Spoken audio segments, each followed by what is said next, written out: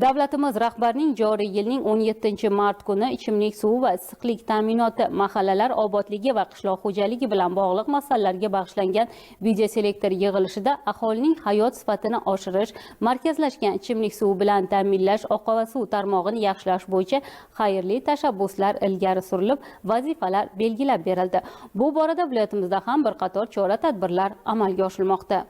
Aholini ichimlik suvi bilan ta'minlash va oqova suv xizmatlarini yaxshilash bo'yicha Qashqadaryo viloyatida so'nggi 3 yilda barcha dasturlar doirasida 1 trillion 63 milliard so'm mablag' evaziga 3,5 ming kilometr ichimlik va 63 kilometr oqova suv tarmoqlari tortildi.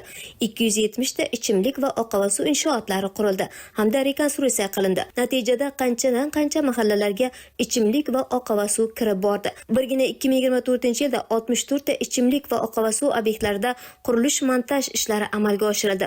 Jumladan yaqinda Nishon tumanidagi Oqoltin mahallasidagi Novur qishlog'iga ham ilk bor oqova suv kirib bordi.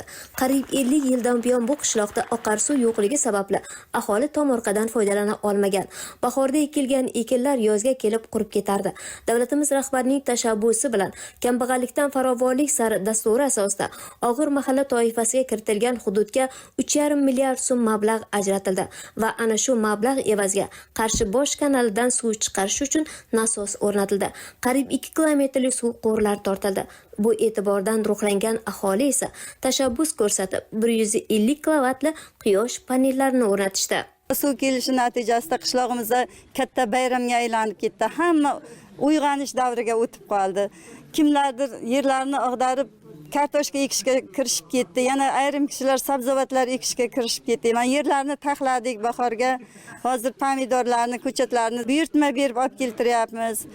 Yana bodring, pomidor ko'chatlari kelishi bilan birgalikda qovun tarvuzlarga ham yerlarni taxlab qo'ydik. Bu yil nasib bo'lsa, qishlog'imiz obodonchilik bilan birgalikda hayot tarzimiz yangilanib, hamma xonadonlar tomorqamizdan 100% foydalanib, bo'sh joy qoldirilmaydi. Ushbu qishloqda mingdan ortiq aholi istiqomat qiladi. 250 ga yaqin xonadon bor. Bugungi kunda har bir xonadonga obi hayot kirib bordi.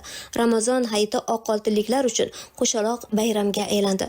Shu kuni o'zida rejalar tuzib olinib, tomorqalarga ishlov berishga kirishildi. Bir mahalla bir mahsulot tamoyili asosida 17 gektar yerga kartoshka ekildi. Shu kuni viloyat hokimi hamda viloyat prokurori boshchiligida qishloq ahli Yashil makon umummilliy loyihasi doirasida 500 dan ortiq ko'chatlar ekishdi. Bundan tashqari kambag'allikdan farovonlik sari dasturi asosida 1,5 kilometrlik yo'lni asfaltlash ishlariga kirishildi.